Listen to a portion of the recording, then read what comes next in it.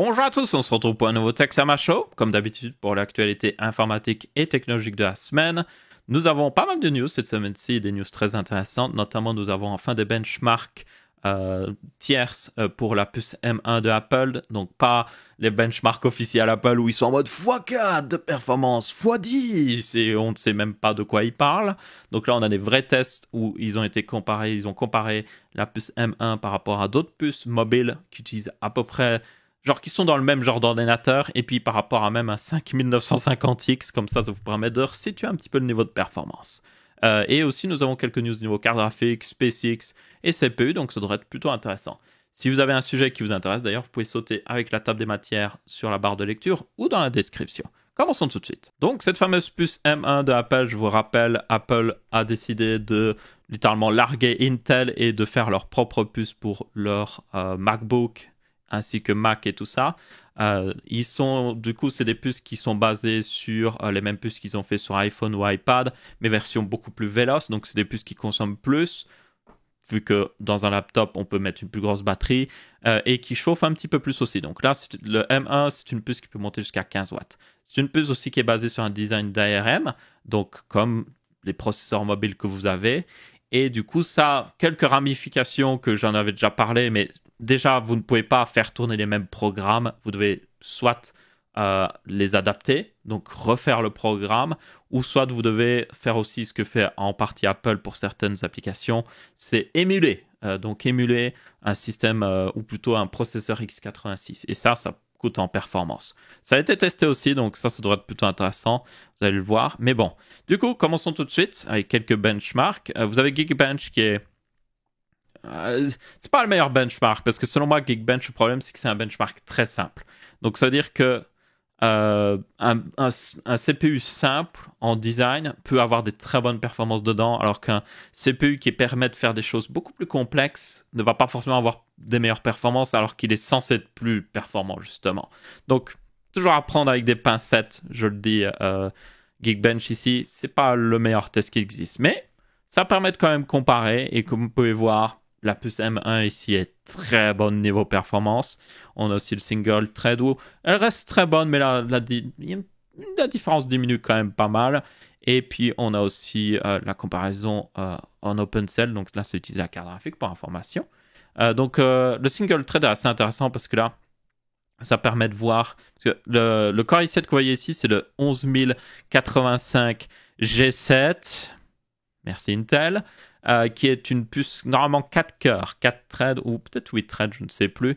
Mais en tout cas, c'est pas le même nombre de cœurs que la puce M1, et c'est pour ça que ça se voit qu'il y a une différence ici quand on utilise un test multithread.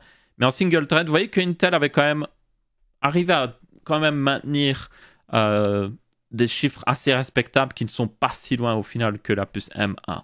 Après, tenez compte que là, là, vous voyez que la version 15 watts, de toute manière, avait à peu près les mêmes performances, mais c'est un CPU qui tourne à 15 watts. La puce M1 d'Apple peut tourner jusqu'à 15 watts, mais ne tourne pas forcément toujours à 15 watts. Donc, il faut quand même le préciser ici aussi. Après, c'est la version 15 watts, mais ça ne veut pas dire qu'elle utilise aussi 15 watts, la version Intel ici, vu que c'était un seul cœur qui était chargé. Mais non. Du coup, le benchmark le plus intéressant, c'était, selon moi, celui-là. Donc ça, c'est Cinebench R23. C'est une nouvelle version de Cinebench qui supporte, pour information, les puces ARM. Donc ça permet de les comparer à des puces x86. Je vous rappelle, les puces ARM, ce sont les puces que vous avez souvent sur les appareils mobiles. Et les puces x86, c'est celles que vous avez dans les PC depuis genre très longtemps. Et du coup, comme vous pouvez voir, c'est plutôt impressionnant. Alors, pour ceux qui regardent le 5250X et qui se disent « Wow, la puce M1 d'Apple arrive à atteindre plus de la moitié des performances », regardez ici, le problème c'est que Cinebench R23 pour information est limité à 8 threads maximum. Pourquoi ? Parce qu'il est fait pour les appareils mobiles, et les appareils mobiles n'ont pas plus de 8 cœurs CPU. C'est complètement ridicule. Donc ce 5950X ne fonctionne qu'avec seulement 8 threads sur 32. Donc il est à un quart littéralement de sa puissance ici. Donc tenez-en compte vraiment quand vous regardez ce chiffre ici. Ce n'est pas la full puissance de ce 5950X. Ce que vous pouvez par contre voir qui est très intéressant, c'est ici. Donc c'est deux CPU encore une fois. Donc je vous rappelle que ici c'est le Ryzen 7 4700U qui est un processeur mobiles que vous trouverez dans des laptops plutôt petits, des ultrabooks et tout. Donc ça pourrait être une puce qu'ils auraient pu mettre dans le MacBook Pro ou même le MacBook Air en réalité, tellement elle consomme peu, 15 watts. Et vous avez aussi la puce de Intel ici qui est similaire et qui elle consomme, elle peut aller jusqu'à 28 watts, mais il y a aussi une version 15 watts. Et comme vous pouvez voir, en multithread, la puce M1 d'Apple est plus performante que des puces similaires qui seraient dans le même genre de laptop. Et ça, c'est très impressionnant. Surtout que Cinebench est un test beaucoup plus réaliste ici, vu qu'il fait du rendu 3D d'une image par information. Donc c'est déjà une tâche un peu plus réaliste. Geekbench c'est très synthétique comme test. Pas toujours ce que vous feriez le plus sur un ordinateur, en tout cas. Ensuite, on a le single thread qui est aussi très intéressant parce que là, on voit que la puce M1 de Apple arrive à se maintenir pas trop loin du 5950X. Alors, toutefois, j'ai mes doutes un peu sur certains trucs avec ce test, pour la simple et bonne raison que vous voyez que, par exemple, même le Core i7 arrive à plutôt bien suivre le 5950X, alors que même le Core i9 10900K, qui est un processeur qui monte à 5,3 GHz, n'arrive pas à la cheville dans Cinebench, en tout cas en single thread, du 5950X. Et là, il est vraiment pas très loin. Donc, je sais pas si le benchmark a des limites quand même, parce que comme il est fait pour ARM et genre x86, il y a quand même des limites.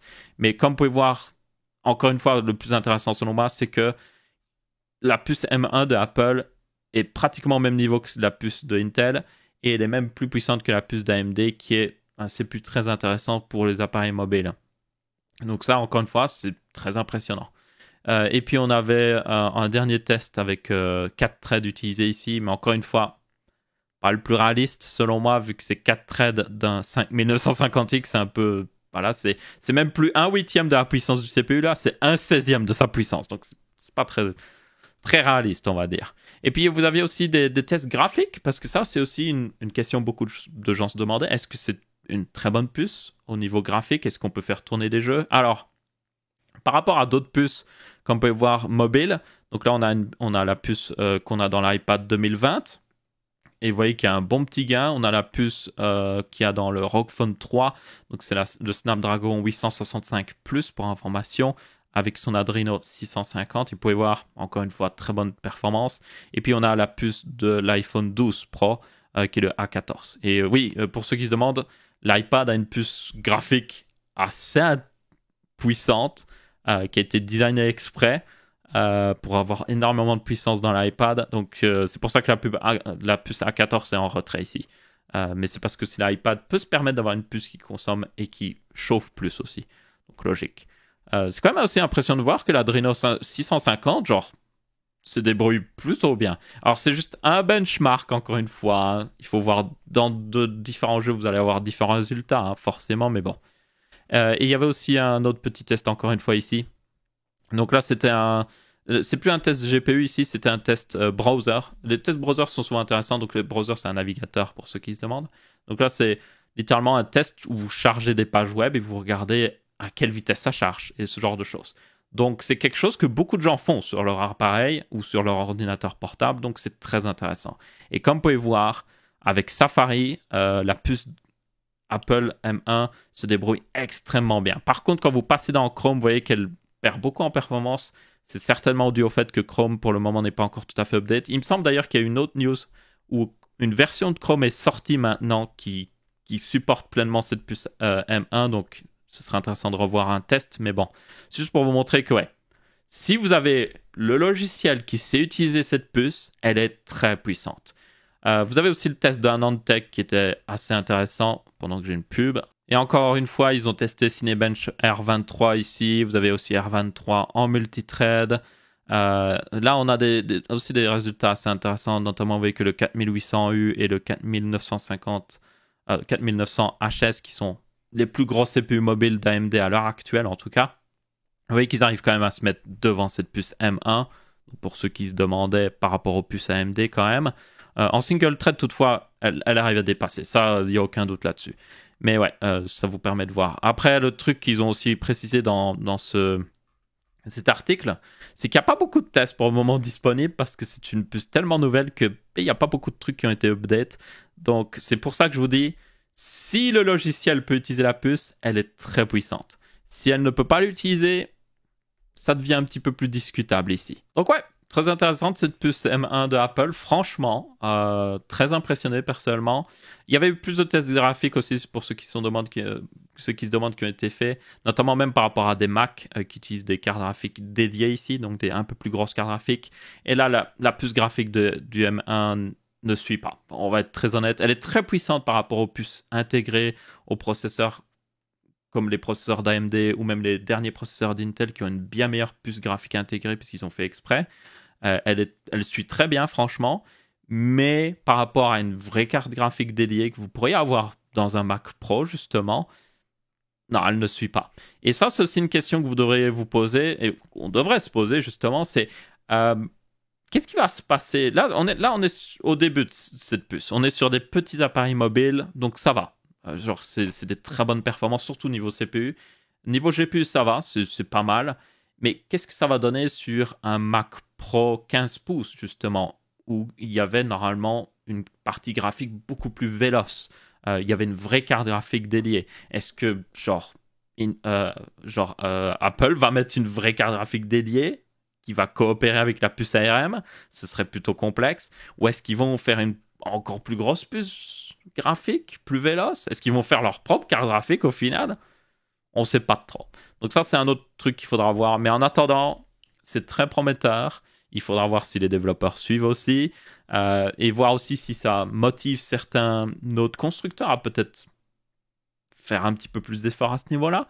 Je pense notamment peut-être à Microsoft. Bon, Microsoft a toujours fait des efforts, c'est juste que leurs efforts ne mènent nulle part. Mais ce serait quand même intéressant de voir. Ensuite, on revient sur une news sur les RX 6800. Je vous en rappelle, elles sont sorties en courant de semaine.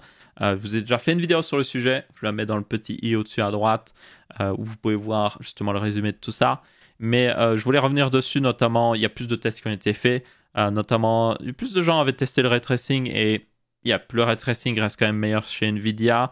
Par contre, il y avait des tests d'overclocking qui sont très prometteurs pour ces cartes. Je vous rappelle aussi qu'ici, c'est que les cartes stock qui sont sorties, donc avec le refroidissement stock, qui est fait par AMD, en tout cas qui est designé par AMD, et qui, du coup, est plutôt bon, mais c'est pas le meilleur. Genre les refroidissements custom qui vont sortir, il y en a déjà quelques-uns qui ont été annoncés. Vous avez notamment Asus qui avait ce modèle avec un littéralement refroidissement liquide intégré. Vous avez la Strix et tout ça. Vous avez aussi Gigabyte qui ont des grands modèles. Vous avez aussi Saphir qui a montré ses Nitro. Donc c'est leur c'est leur bonne carte graphique, toujours AMD. Et en général, les Nitro de Saphir sont parmi les meilleurs pour AMD. Elles sont pas les plus chères.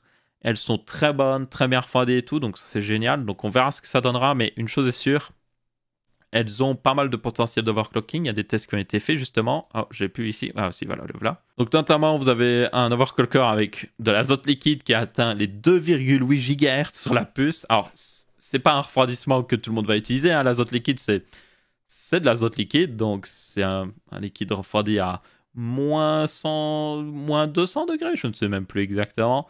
Yep, pas très réaliste, mais ça permet de voir la vraie capacité de la puce. Et je vous rappelle que c'était encore une fois sur une carte de référence qui a pas forcément le meilleur système pour fournir l'électricité qu'il faut à la carte graphique. Donc ça, ce sera très intéressant de voir par exemple les versions Strix ou les versions Saphir justement, qui auront des meilleurs étages d'alimentation qui lui permettront de prendre plus d'électricité pour vraiment montrer sa puissance. Il y a d'ailleurs aussi, on commence à le voir, et ça, je tenais à le noter parce que ça faisait très, très, très longtemps qu'on n'avait plus jamais vu ça. Mais dans le classement, le top 10, le Hall of Fame de Firestrike Extreme, vous avez une carte graphique AMD. Donc, et là, elle est au niveau d'une RTX 3090. Alors évidemment, c'est de l'overclocking extrême, donc c'est pas réaliste hein, par rapport à la réalité. Et elle n'est quand même pas top 1. Hein. Elle est dans le top 10, ce qui est pas mal, mais elle est quand même pas top 1. Mais c'est juste pour vous montrer que si la 6800 XT a un tel potentiel d'overclocking, imaginez la 6900 XT en face de la 3090. Réellement, ça pourrait être très intéressant. Et j'ai hâte de voir ça, justement. Et on avait vu aussi que ces puces AMD étaient plus efficaces au niveau énergétique que les puces Nvidia. Donc, c'est-à-dire que vous pourriez vous permettre de faire un petit overclocking pour compenser peut-être une petite différence de performance, justement. Donc, ouais. Très impressionné, personnellement, par tout ça. Ça semble vraiment être l'un de leurs gros points forts ici. Bon, elles sont bonnes niveau performance, elles ont le prix qu'il faut, elles sont pas du tout en stock par contre, hein. Ça continuera d'arriver, hein, forcément. Mais sinon, à part ça, oui, l'overclocking, c'est pas ce que fait tout le monde, évidemment. Mais tenez compte que ça permet aux constructeurs, par exemple, ça permet à Asus, MSI de sortir des cartes qui fonctionnent à une beaucoup plus haute fréquence directement à la sortie de la boîte. Donc, c'est-à-dire que les modèles custom devraient être très intéressants. Donc ça, ce sera c'était le 25, il me semble. Je suis plus sûr à 100%, mais c'est vers le 25 qu'on a les modèles custom qui arrivent et on devra voir plus de tests. Et là, on verra vraiment le vrai potentiel d'overclocking de ces cartes. Et on verra aussi qu'elles ne sont pas du tout en stock, parce que je le prédis à 3 km, il n'y aura rien en stock. Je peux vous le garantir, il n'y aura rien en stock où il y aura tellement peu de stock, ce sera juste de la misère. Donc ouais, ça n'a pas changé. Et c'est malheureux à voir, franchement. Ensuite, toujours en parlant de choses qui ne sont pas en stock, c'est vraiment le cas. Xbox Series X, Series S et versus PlayStation 5, vous avez un petit dossier de Ars Technica qui compare un petit peu. J'ai lu d'ailleurs un petit peu plus de reviews de cette Xbox Series X. Comme j'avais dit, j'en avais pas trop lu jusqu'à maintenant. J'ai surtout vu des news sur la PlayStation 5. Je suis étonné que genre, la Xbox avait fait beaucoup parler d'elle plus tôt, et puis elle est passée inaperçue par rapport à la PlayStation 5, je trouve, récemment. Mais bon. Du coup, d'ailleurs, pour cette Xbox Series X, c'est un peu la même chose que la PlayStation 5, très puissante. Temps de chargement beaucoup plus court, évidemment, vu qu'on est sur du SSD maintenant. Niveau graphique très impressionnant. Et aussi, c'est à peu près tout, en fait, franchement. Le contrôleur de la Xbox Series X est moins impressionnant que celui de la PlayStation 5, vu qu'elle n'a pas les triggers et tout ça spécifiques. Mais ça reste quand même une très bonne manette, donc moi, ça m'inquiète pas trop. Et du coup, ici, vous avez des petits résumés qui montrent un petit peu. Et globalement, moi, ce que je vois de la comparaison ici, c'est que ça se résume souvent à ça, c'est que la série X est plus puissante. Mais le plus important, c'est les jeux. C'est les jeux que vous pouvez acheter sur la console. Et genre Sony, avec la PlayStation, a plus d'exclusivité, a plus de jeux intéressants que Microsoft. Microsoft va certainement se rattraper, mais c'est juste que ils ont un petit peu. Ils n'ont pas eu de chance, ils n'ont pas eu autant de jeux qu'ils n'espéraient pour la sortie, donc c'est un petit peu. Voilà. Hein. Mais ouais, c'est quelque chose qui restera très important pour la durée de vie de ces deux consoles. Qu'est-ce que vous pouvez acheter comme jeu dessus? Alors personnellement, et ça devrait être votre cas, je vais être très honnête, les exclusivités, ce n'est bon pour personne à part eux, genre les constructeurs de consoles. Parce que ça veut dire que, imaginez un monde où vous achetez une Xbox ou une PlayStation 5 et vous pouvez jouer à n'importe quel jeu. Ce serait génial. Pourtant, c'est pas le cas. Alors, il y a certains jeux qui sont en exclusivité parce que Sony, littéralement, donne de l'argent pour développer le jeu. Donc, c'est logique ici qu'ils ont une exclusivité, je comprends. Mais il y a d'autres jeux qui sont juste exclusifs parce que. Vous voyez, c'est littéralement parce que. Parce que peut-être justement ils ont été payés par Sony pour leur garder l'exclusivité pendant 1 mois, 2 mois ou autre chose. Et ça, c'est bon pour personne. C'est vraiment bon pour personne. Si vous vous réjouissez des exclusivités, c'est que vous vous faites littéralement avoir par le marketing Sony et Microsoft pour la même occasion. Genre, ce n'est pas bon. C'est bon pour personne, les exclusivités. En tout cas, personne des consommateurs. Votre PlayStation n'est pas supérieure parce qu'elle a des jeux en plus. Ou votre. C'est juste ridicule. Et puis, de toute manière, la bataille des exclusivités est déjà gagnée par le PC qui a tellement plus d'exclusivités et qui maintenant a même les jeux Xbox, donc c'est pour dire. Donc, ouais. Bref. Voilà. D'ailleurs, en parlant un petit peu d'exclusivité et que le PC en a beaucoup plus, rétrocompatibilité. Beaucoup mieux que voilà quelques mois, hein, parce qu'au tout début de la rétrocompatibilité, je vous rappelle que Sony avait juste annoncé quelques jeux et c'était et je vous avais dit que selon moi, n'importe quel jeu PS4 ou n'importe quel jeu Xbox One devrait obligatoirement tourner sur ces PlayStation 5 et Xbox Series X. Pourquoi? Parce que c'est la même architecture. Il n'y a franchement, normalement, à part si les développeurs ont fait un mauvais travail, normalement, il n'y a pas un énorme travail pour les faire tourner sur ces nouvelles consoles. Et je dis faire tourner. Après, évidemment, si un développeur décide de faire une meilleure version, notamment faire en sorte qu'elle tourne en 4K maintenant au lieu de 1080p, Yep, là, ça va demander plus de travail. Et ça, c'est sûr et certain. Mais ouais, en attendant, rétrocomptabilité, oui. Rétrocompatibilité, c'est compliqué à dire hein, plusieurs fois d'affilée. Euh, Ça va. Il y a encore des jeux qui sont testés, hein, si je me souviens bien. Tout n'a pas été testé, mais il y a de la rétrocompatibilité, donc ça c'est quand même sympa à voir que vous n'avez pas juste acheté une nouvelle console et que vous devrez quand même garder votre ancienne console juste à côté pour jouer aux jeux que vous avez déjà. Ce serait un petit peu selon moi ridicule, mais bon. Et là vous avez aussi un truc assez intéressant que j'avais pas trop vu sur d'autres tests, la consommation des deux consoles. Donc là, vous avez la série S, la série X, et vous avez la PlayStation 5 juste ici en dessous. Et globalement, j'étais assez étonné, mais c'est logique en vrai. La PlayStation 5 consomme plus que la série X.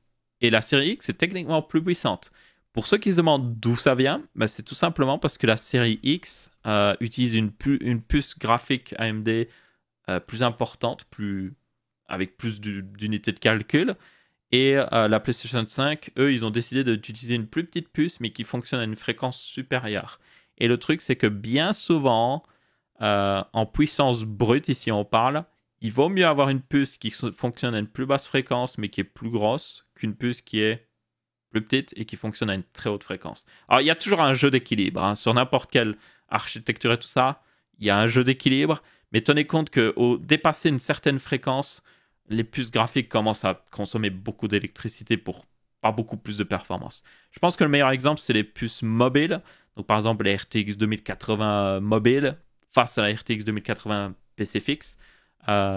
Le gros du gain de la consommation vient juste de la diminution de la fréquence. La puce est la même, c'est juste qu'ils ont diminué la fréquence. Et genre, c'est ce qui fait une énorme différence. Donc là, c'est un petit peu la même chose. Elle pourrait certainement consommer moins si justement elle ne devait pas booster aussi haut. J'ai pas trop vu de chiffres encore par contre. Il n'y a pas trop encore eu de tests au niveau température, notamment pour la PlayStation 5. Je vous rappelle qu'elle utilise du liquide métal à l'intérieur hein, pour transférer la chaleur du CPU en tout cas et du GPU et tout le package vers le système de refroidissement. Tout ce qu'on sait, c'est qu'elle est assez silencieuse et que c'est plutôt une bonne chose selon moi par rapport à la PlayStation 4, surtout qui était très bruyante. Donc ça, c'est une bonne chose, mais j'aimerais savoir, est-ce que le liquide métal fait vraiment... Est-ce que c'est vraiment justifié ou est-ce qu'ils auraient pu juste utiliser la bonne pâte thermique et puis ça aurait été bon? Surtout que un truc que les gens doivent tenir compte et que il faudra voir à longue durée, c'est que le liquide métal, ça s'évapore. Et ça peut aussi pénétrer d'autres métaux. Et du coup, ça veut dire que le liquide métal, petit à petit, va s'imprégner dans le métal, la surface en métal du refroidissement de la PlayStation 5 et aussi en partie s'évaporer. Donc, réellement, même si le liquide métal est une forme supérieure de refroidissement, à long terme, ce n'est pas la meilleure solution. Et le truc, c'est que les consoles de jeux, c'est souvent quelque chose qui est utilisé à long terme. Donc ça, je suis vraiment curieux de le voir. Après, la PlayStation 5 est très facile à ouvrir, donc vous pourriez très facilement l'ouvrir, démonter le refroidissement, nettoyer le liquide métal. Il faut par contre bien le nettoyer, faites attention. Et puis mettre de la bonne pâte thermique. Mais yep. Voilà, ça c'est quelque chose qui va être très important de voir dans le futur. Mais en attendant, on est au tout début de la guerre des consoles. Hein, c'est toujours la petite guerre. Donc on verra ce que ça donnera. Hein, ce sera la bataille des exclusivités. Qui a le plus d'exclusivités? Qui a la plus grosse, littéralement? Et puis c'est comme ça qu'ils décideront du vainqueur, je suppose. C'est toujours la même chose chaque fois. Mais bon. Moi, en tout cas, comme je le dis souvent, c'est plutôt une bonne année pour être un gamer parce que vous avez vraiment beaucoup de choix et beaucoup de possibilités de passer à vraiment un niveau de graphique next-gen, quoi, et d'en profiter pleinement. Ensuite, on a des rumeurs sur une fameuse 6700, je vous l'avais dit. C'est sûr et certain que ça arrive, c'est logique. J'étais assez étonné des specs rumorés de cette 6700 XT, notamment qui serait du coup la plus grosse au niveau milieu de gamme, qui serait certainement une carte vendue dans les 300-400 euros. Enfin, au tout début 400 euros, genre 400, 419 quoi. Et comme vous pouvez voir, elle a au niveau compute unit, vous pouvez regarder, donc la 6900 XT en a 80, la 6800 XT en a 72, la 6800 en a 60, et puis vous avez ici la 6700 XT qui n'aurait que 40. Donc ça, j'étais assez étonné. Bon, après, c'est des specs rumorés, hein, donc c'est juste une rumeur, on ne sait pas si ce sera vraiment confirmé. Mais c'est plus bas qu'une Xbox Series X en fait. Et ça, j'étais assez étonné. Je me serais dit en fait qu'ils allaient utiliser une puce similaire, pas exactement la même, mais similaire que la Xbox Series X, donc peut-être avec 50 unités de compute unit. Mais non. Elle aurait aussi 12 Go de GDDR6, ce qui est plutôt pas mal et qui devrait mettre pas mal de pression aussi à Nvidia, encore une fois, parce que jusqu'à maintenant, à part la 3090 qui a 24 Go de RAM, les cartes AMD ont systématiquement beaucoup plus de RAM que les cartes Nvidia qu'elles concurrencent. Et ça peut être quelque chose qui décide le futur vraiment. Donc ouais, intéressant. Et aussi, il y avait quelques chiffres de consommation comme quoi c'est une carte qui consommera... bon, ce tweet-là est assez... c'est juste un tweet en mode, ouais, elle va consommer autant. Voilà. On verra bien, mais... Ouais. Pour ceux qui se demandaient, les cartes milieu de gamme, hein, parce qu'il y en a beaucoup, je le sais, qui sont en mode, hey, c'est bien toutes ces cartes haut de gamme, les 3080 et tout ça. Et moi, je veux une carte milieu de gamme. Genre une carte à 200-300 euros que je peux mettre dans mon PC. Ça arrive, patience. Un autre article intéressant d'ailleurs de Ars Technica, vraiment très intéressant. Ils se sont amusés à comparer, et vous allez le voir, énormément de CPU. Donc ils ont comparé les meilleurs CPU de Intel et AMD de chaque année à partir de l'année 2001 jusqu'à l'année 2020. Je ne sais pas si vous vous rendez compte. Donc on est parti du Pentium 4 à 2 GHz avec un cœur, un thread. On est comparé d'ailleurs au Athlon 1900 Plus de AMD qui était très bon à l'époque. Vous allez le voir d'ailleurs, il y a des trucs très intéressants. Et du coup, c'est passé évidemment par les Core 2 extrêmes qui étaient très très intéressants à l'époque. Les premiers Core i7. Et puis on est arrivé évidemment au dernier Core i9. On a aussi, chez AMD, du coup, on a les Athlon, les premiers Phenom, processeur 4 cœurs, du coup. On avait aussi les Athlon 2 cœurs. On avait aussi les Phenom 6 cœurs aussi, qui étaient assez intéressants à une époque. Pour ceux qui ne savent pas, AMD avait sorti des processeurs 6 cœurs il y a très longtemps, en 2009, enfin en 2010, littéralement.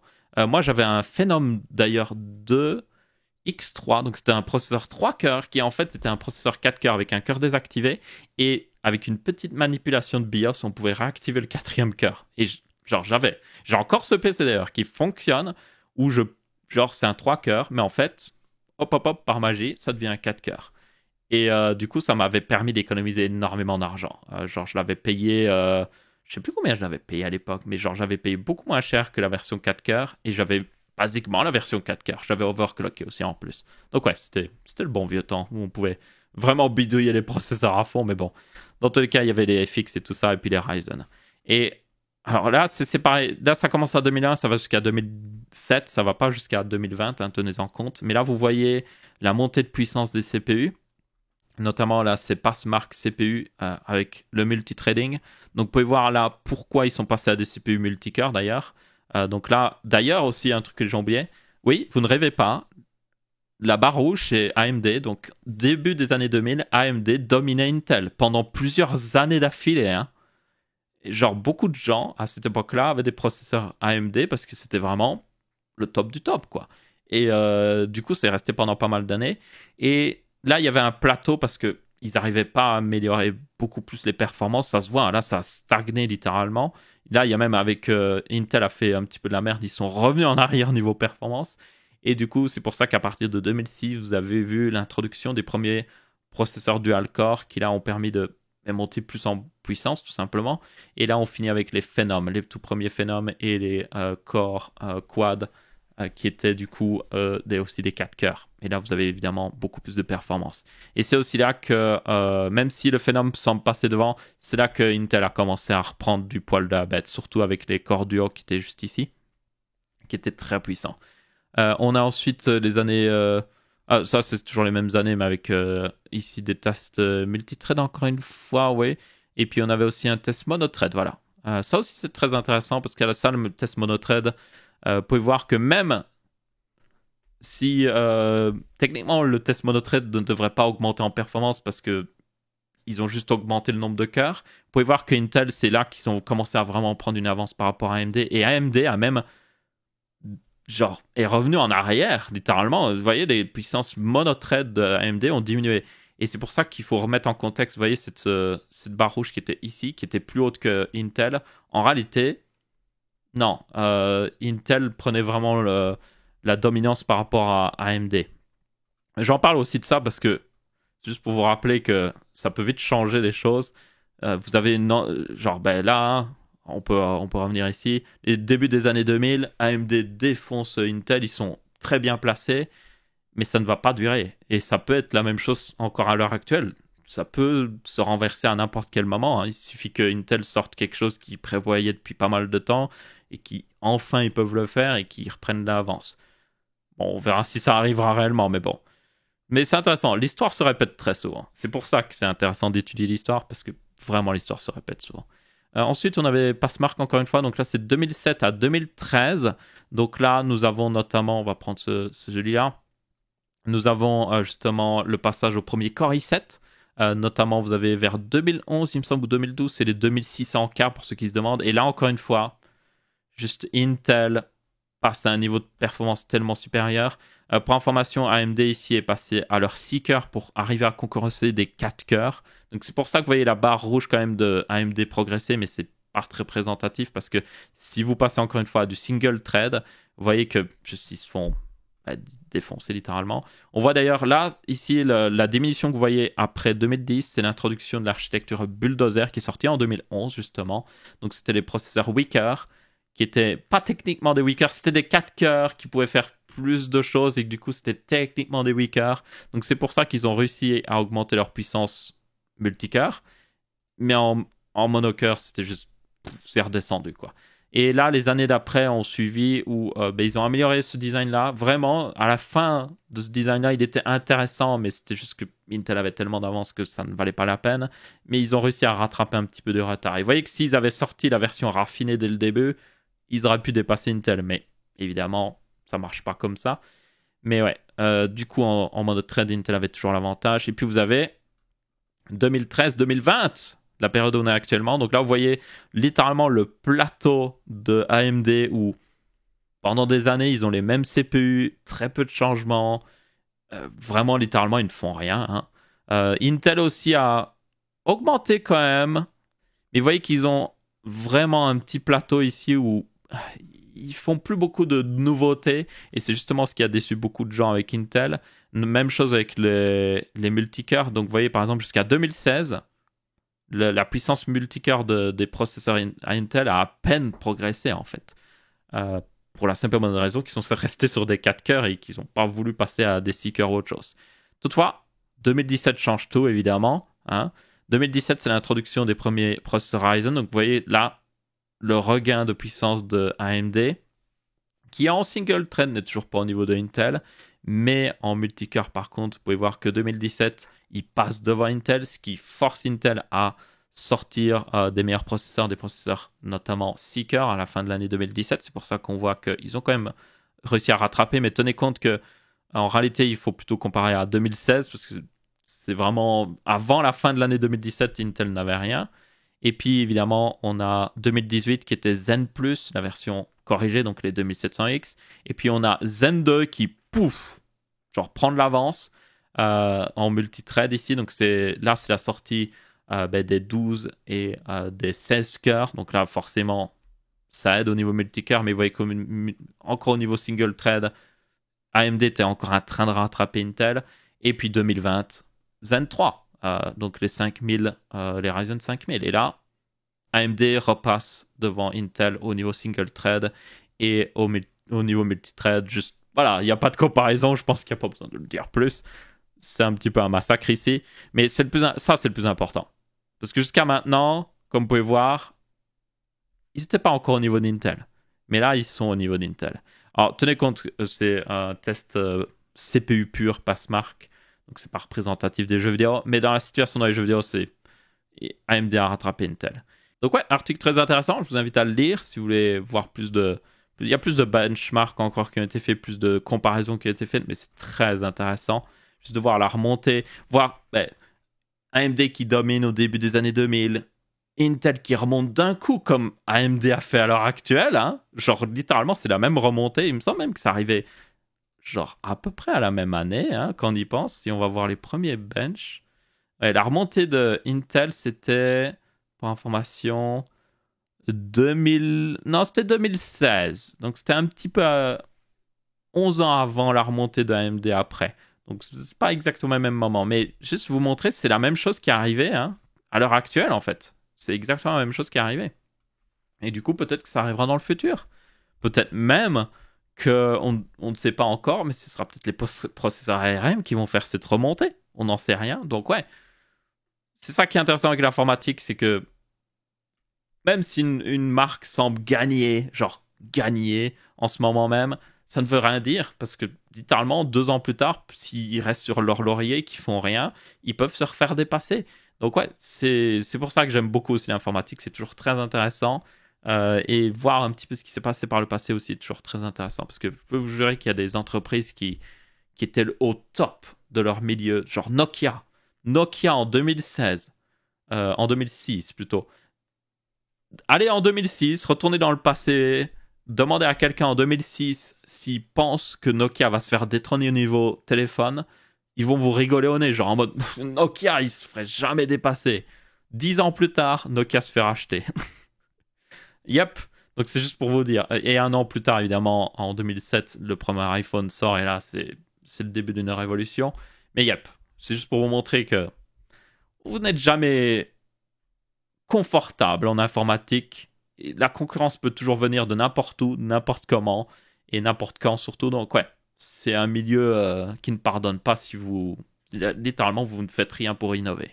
Ensuite, on a une petite news vite fait sur SpaceX et Crew One. Je vous rappelle, j'avais streamé à l'époque Crew Demo 2 plutôt, voilà, je sais pas pourquoi je le garde en anglais, qui était la deuxième mission de démonstration de la capsule Crew Dragon de SpaceX, qui en gros, la capsule était testée, tout ça, c'était juste le dernier test final où ils essayaient de piloter la capsule manuellement le plus de temps possible pour voir si tout allait bien. Ils dockaient manuellement pour voir si tout allait bien. Ou il me semble que non, ils avaient docké automatiquement, mais ils contrôlaient si tout se passait bien. C'était le dernier test. Et du coup, ici, c'était la première mission officielle commerciale. Juste vraiment en mode, ok, il n'y a plus de test. C'est, voilà, on vole. Et du coup, Crew One, première mission avec 4 astronautes, 3 astronautes américains, un astronaute japonais. Du coup, ils ont été... Tout s'est bien passé. Décollage nickel. Ils ont récupéré le booster d'ailleurs. Il y a eu un petit problème avec le booster. Notamment, apparemment, il y a eu pas mal de remous dans l'océan et du coup, il était un petit peu de travers quand il est arrivé au port. Mais bon, c'est pas hyper grave ça non plus. Le plus important, c'est qu'évidemment, les astronautes sont arrivés à la station. Donc, vous avez plusieurs vidéos. Donc, c'est en plusieurs étapes. Donc, vous avez d'abord le lancement. Vous avez le coast phase, qui est juste littéralement leur montée en orbite jusqu'à quand ils atteignent l'orbite de la station internationale. Et puis, vous avez l'approche. Et puis, vous avez le rendez-vous, le docking. Donc, si vous voulez regarder, je vous conseille de regarder le lancement et le docking. Parce que le reste, c'est très long et pas le plus intéressant pour surtout quelqu'un qui... J'en ai pas un fan inconditionné de ça. Donc ouais, le lancement et le rendez-vous, c'est ce que vous voudriez regarder. Certainement, il y a quelqu'un dans les commentaires qui dira « Hey, tu peux sauter à tel temps pour voir justement le rendez-vous. » Parce que là, je suis sûr que... Non, je ne veux pas me connecter. Ok, là, ouais, il y a quelqu'un qui a mis les timestamps. Voilà, approach and docking. Et puis là, vous avez la capsule qui s'est ouverte dans la station. Et puis là, vous avez la première entrée. Là, vous avez 2 astronautes. Ça, c'est un astronaute américain, ça, c'est un russe qui était déjà dans la station. Donc, je vous rappelle qu'il y a toujours quelqu'un dans la station. Et justement, les 4 astronautes qui sont arrivés ici américains étaient les astronautes qui vont remplacer les astronautes américains qui étaient déjà présents. Donc, ces astronautes américains, il y en a un autre, il me semble, vont rester encore quelques temps. Et puis après, ils vont utiliser leur capsule avec laquelle ils sont venus. C'était le Soyuz ici. Ils retournent avec d'ailleurs le russe. Et du coup, ils font ça tous les 6 mois. Une rotation justement du personnel tous les 6 mois, pour ceux qui se demandent. Et du coup, la prochaine mission, ce sera Crew 2, et ce sera avec Thomas Pesquet, si je me souviens bien, qui est un astronaute français. Donc ça devrait être plutôt intéressant. Et là, ce sera même la mission la plus internationale, puisqu'il y aura 2 Américains, un Japonais et un Français. Donc ce sera 3 organismes différents, parce que vous aurez la NASA, ESA, qui est... l'agence européenne, et puis aussi JAXA, qui est l'agence japonaise. Donc ouais, bref, ça devrait être très intéressant. Et d'ailleurs, pour ceux qui se demandent, Star Airliner, ils devraient aussi bientôt faire un test en début d'année, le test qu'ils ont raté la dernière fois, pour ceux qui se demandent, où ils devaient juste lancer la capsule sans personne dedans, et elle doit aller docker d'elle-même à la station. Donc ça, ils feront ce test-là début d'année prochaine, donc très bientôt, hein. On est à moins d'un mois, enfin on est à un peu plus d'un mois en réalité de l'année prochaine. Moins d'un mois, oui, le mec qui est... Je vis déjà dans le futur, vous ne savez pas. Bref, dans tous les cas, très intéressant. Et un grand GG à SpaceX parce que, yep, premier lancement. Et d'ailleurs, c'est le truc plus important, c'est le premier lancement commercial d'êtres humains dans l'espace. Et pour ceux qui se disent, qu'est-ce que ça veut dire? Mais tout simplement, les lancements. Enfin, non, c'est pas. Non, c'est pas le premier lancement. Je retire ce que je dis. C'est pas le premier lancement, il y en a déjà eu. Les Russes ont déjà fait ça. Non, c'est le premier lancement d'une capsule d'une entreprise privée. Voilà. Donc, SpaceX est une entreprise privée. Ce n'est pas. Ils reçoivent des contrats du gouvernement américain, mais ils sont privés. Ils peuvent faire ce qu'ils veulent, en quelque sorte. Donc, et aussi, du coup, ici, ils peuvent louer cette capsule où vous pouvez contacter SpaceX, appeler Elon Musk et lui dire Hey, je réserve un vol sur ta capsule. Genre avec 4 astronautes ou autre chose, vas-y, hop, on y va. Ils pourront le faire. Et du coup, c'est un autre truc qui va arriver. On va avoir des premiers lancements de touristes depuis cette capsule en tout cas, parce qu'il y a déjà eu des touristes dans l'espace pour ceux qui se demandent. Encore une fois, c'est les Russes qui ont fait quelques fois ça. Mais on va avoir ici, de manière régulière maintenant, des lancements de touristes. C'est une entreprise, je ne sais plus comment il s'appelle. Ils lancent justement en coopération avec SpaceX. Ils ont leur propre astronaute d'ailleurs. C'est un ancien astronaute de la NASA qui va être le pilote de la capsule et qui va s'assurer que tout va bien. Et avec lui, il aura du coup 3 touristes. Et normalement, l'un des premiers vols, ce sera avec Tom Cruise qui prévoit de tourner un film dans la station internationale. Genre en conditions réelles. Donc ouais. Tom Cruise aime bien faire des cascades, pour ceux qui ne savent pas. Genre énormément de cascades. C'est aussi un scientologue, ce qui n'est pas forcément une bonne chose ici. Mais bon, bref. Dans tous les cas, c'est à peu près tout pour ce Texama Show aussi. J'espère que vous avez bien apprécié. Si c'est le cas, vous pouvez laisser un petit pouce bleu ou un petit pouce rouge. Et si vous avez des sentiments plus complexes, vous pouvez laisser un commentaire. On se retrouvera pour une prochaine vidéo et je vous dis ciao ciao.